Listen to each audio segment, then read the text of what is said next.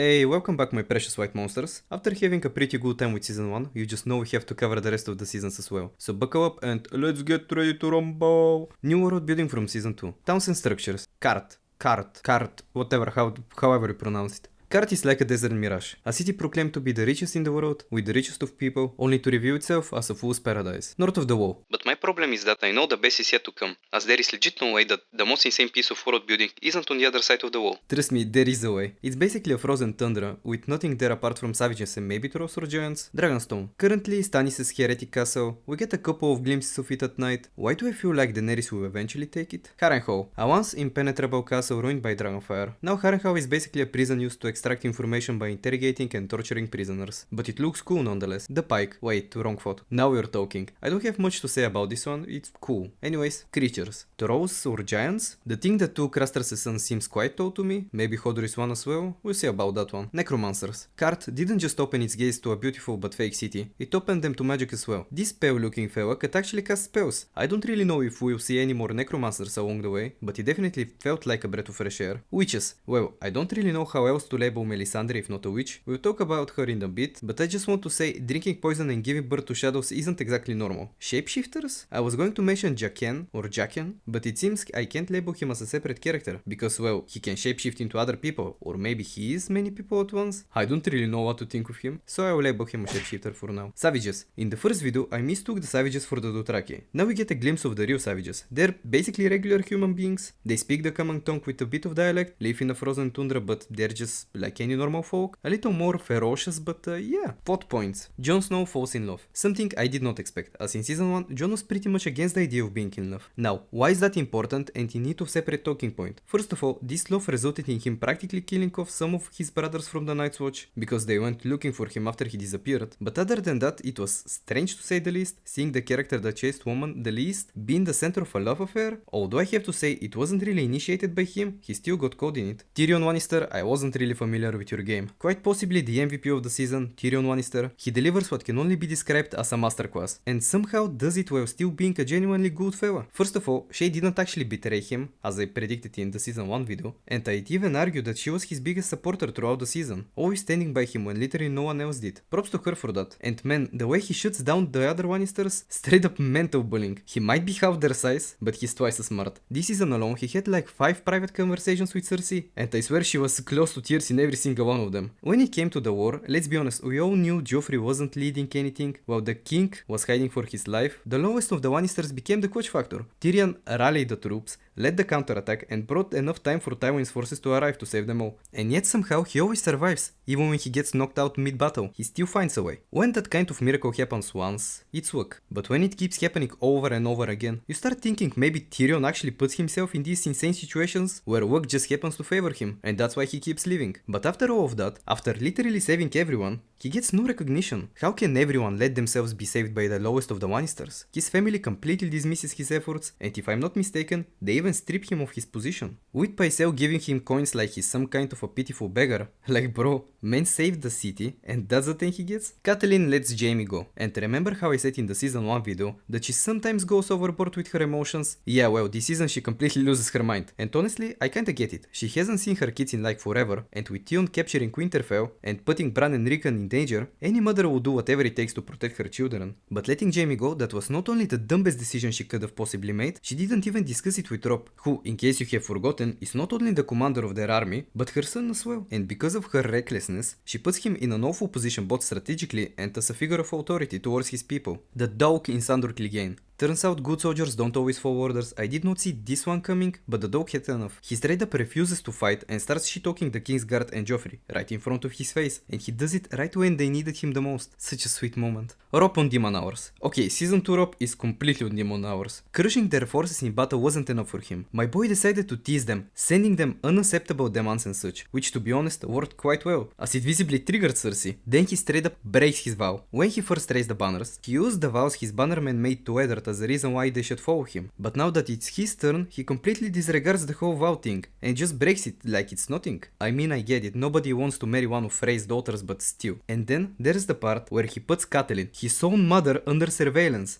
like she's some kind of a criminal. He's fully moving like a man who trusts nobody. To be fair, he's been betrayed a few times, but locking your own mother up, that's straight up wicked. Then, he states that he's gonna behead Tion himself, and yeah, this one's kinda understandable, but still, the fact that he specifically wants Tion alive so he can do it himself could mean two things basically. Either he feels obligated because he's the one who let Tion go to the pike in the first place, or his hatred is just out of control right now and he wants the satisfaction of doing it personally. Rob in the second season was just moving like Westeros was 63rd, the saddest character in the series. So Tion betrays the Starks, hoping to finally get recognized by his father, but oh boy does it backfire. Just moments later, we see that his sister is actually more of a man than he will ever be, and far more respected. First of all, he basically returns to serve the people who've mocked him since the moment he set foot there, then comes the beheading and him trying to prove he's someone he's clearly not. When he does it, he doesn't prove strength or authority, he proves desperation. He shows everyone around him that he'll do anything for acceptance, even kill someone who had nothing to do with any of it. And honestly, I don't remember Roderick ever saying a bad word about Tion in the entire series till that point. But keep talking and I'll...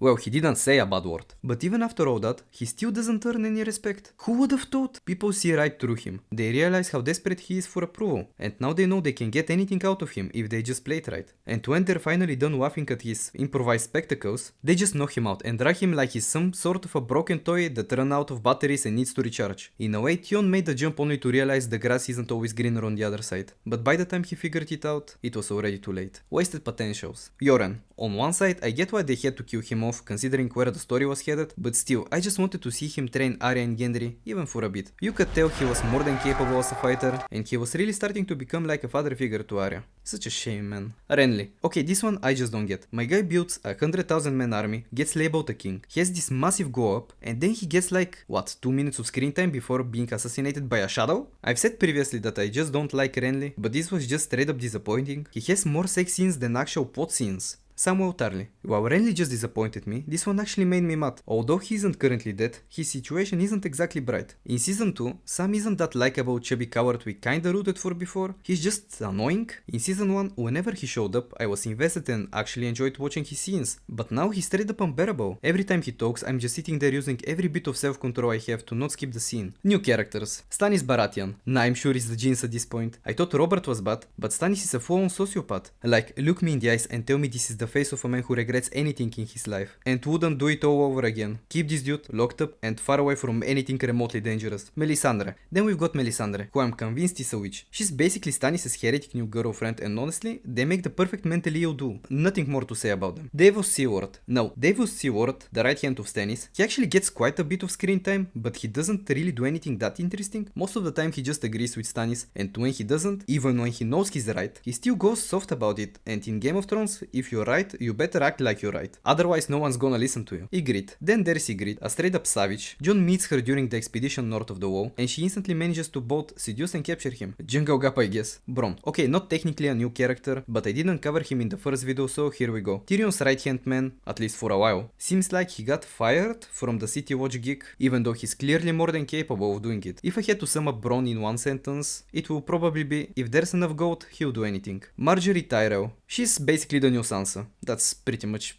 it for now. Horas Tyrell, a Renly's lover who turns vengeful after the whole Shadow Assassin incident and ends up teaming with the Lannisters. The same Lannisters that Renly absolutely despised. Yeah, I don't know either. Well guys, that's all I have prepared for today. I tried to cover the more interesting and important elements of this season, unlike the previous video which I completely went overboard with. And yeah, to sum the second season in one sentence, everyone just completely lost their minds. I think season 1 is better than season 2, but I'm going to give season 2 the same rating as season 1, only because of this scene, in which the White Walkers rise and march towards the wall. Love you guys, I'll see you in the next one.